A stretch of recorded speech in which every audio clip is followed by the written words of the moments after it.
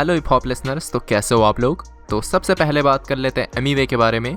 तो एमीवे का जो फिर से मचाएंगे ट्रैक है वो अभी यूट्यूब पे 450 मिलियन व्यूज़ क्रॉस कर चुका है। तो एमीवे इसको शेयर करता है और कुछ ऐसा लिखता है, स्वालिना let's go, we crossed 450 million plus organic views on फिर से मचाएंगे। Tony James big ups brother. इसके अलावा स्टोनी साइको जो है वो अपने इंस्टाग्राम पे Q&A रखता है जिसमें उनसे पूछा जाता है एमीवे एक्स टोनी। तो एमीवे इस पर लिखता है MLC टू एन टॉप हिल एक और हो जाए 2022 में। तो अब बात कर लेते हैं मुफाड़ के बारे में। तो मुफाड़ जो है वो रागा एक्स मुफाड़ की एक अपडेट देता है।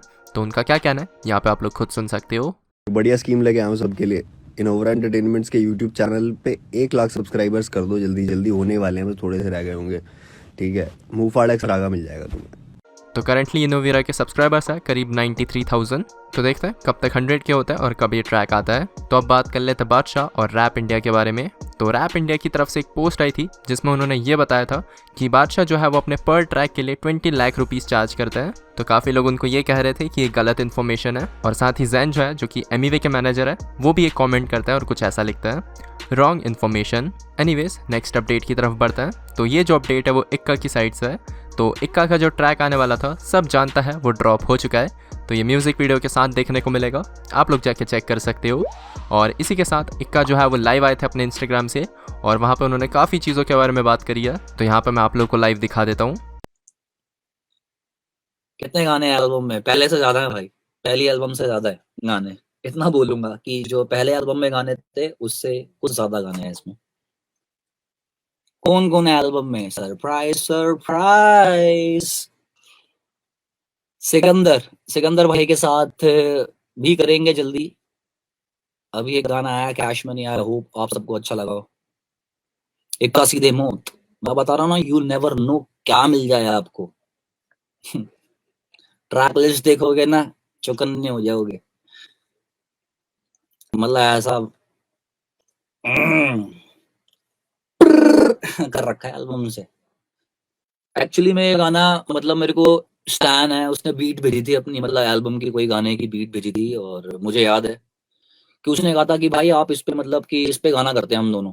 मेरे को बीट अच्छी लगी और मैंने एक हुक बनाया और ये सब जानता का हुक मैंने उसी पे लिखा था। और मैंने कहा अगर मैं स्टैन के साथ कर रहा हूँ तो मैं उससे इंस्पिरेशन लेके उसकी वाइब में जाके कोई गाना बनाता हूँ।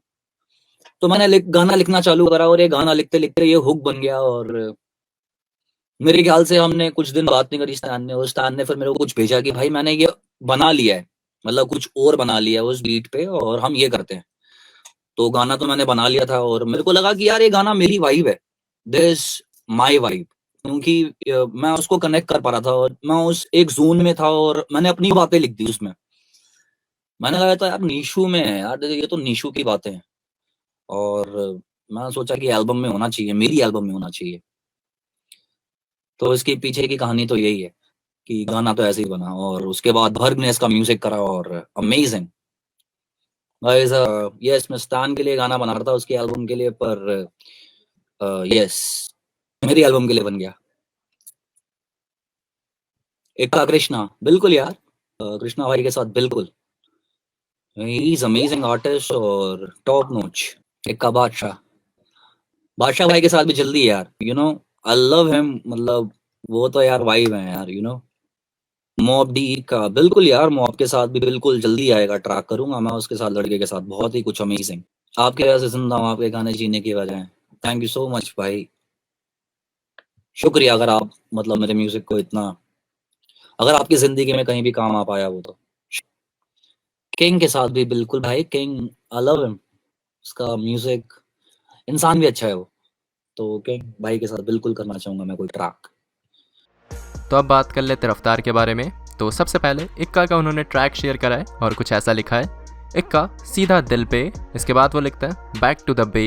तो अब बात कर लेते हैं हनी सिंह के बारे में। तो हनी सिंह का जो सैया जी ट्रैक है वो भी अभी 500 मिलियन व्यूज क्रॉस कर चुका है। और इस चीज़ के ऊपर हनी सिंह लिखता है celebrating one awesome year of सैया जी विद 500+ मिलियन व्यूज। तो अब बात कर लेते हैं किड शॉट के बारे में। तो किड शॉट का भी ट्रैक आउट हो चुका है जिसका नाम है शुक्र है।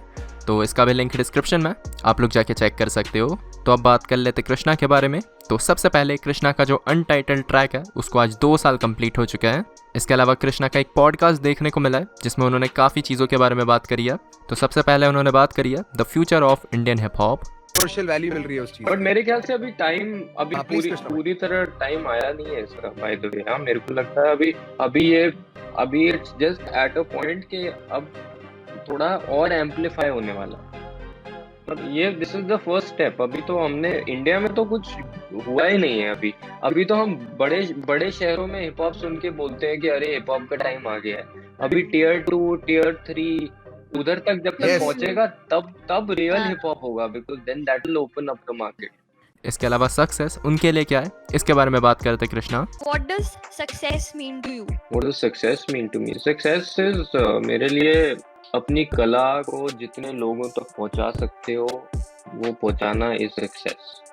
द रेस्ट ऑफ इट जैसे बोलते हैं पैसा, फेम, ये सब वो सब सेकेंडरी है। बट अगर तुम्हारा आर्ट पहुंच जाए लोगों तक और लोगों को पसंद आए and you are remembered for that is success for me. इसके अलावा उन्होंने हिप हॉप को कैसे डिस्कवर करा। Krishna, thank you so much for joining us today. Thank you for having us. आपने 2002 में स्टार्ट किया, like you were in school then. No 2000 Even before me. What is your introduction to hip hop? मैंने hip hop discover इसलिए किया because मैं London में थोड़े time के लिए पढ़ता था एंड वहाँ जो सीन था वहाँ बहुत अलग सीन था। वहाँ तो स्कूल वूल में सब यही सुनते हैं, अच्छा, तो मतलब वो you know to just fit in तुम भी सोचते हो कि हाँ मेरे को भी ये सुनना चाहिए एंड ऑल दैट। और फिर उधर डायनामिक्स बहुत अलग हाँ। होते हैं स्कूल के। और you know I don't want to be the guy getting bullied and stuff.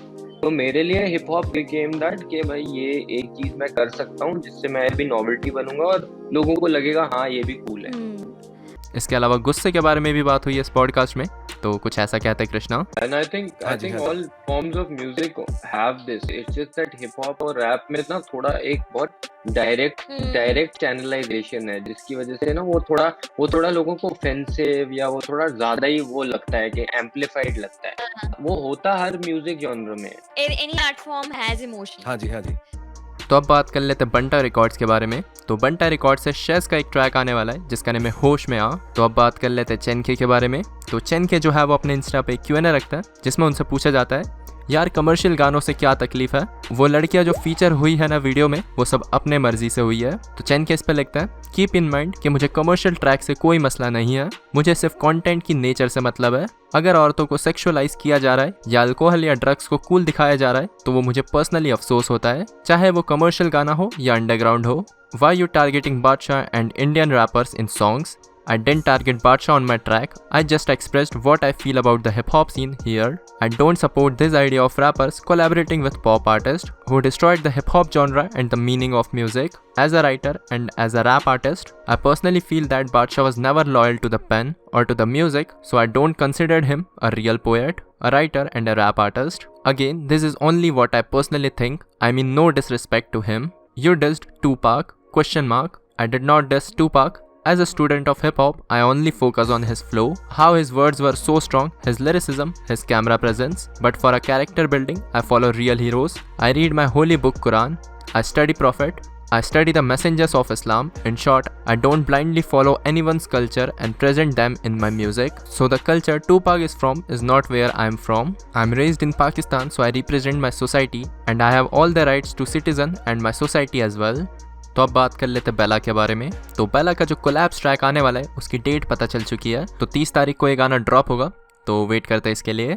तो इसी के साथ मिलता हूँ मैं आप लोगों से नेक्स्ट वीडियो में, तब तक के लिए बाय बाय।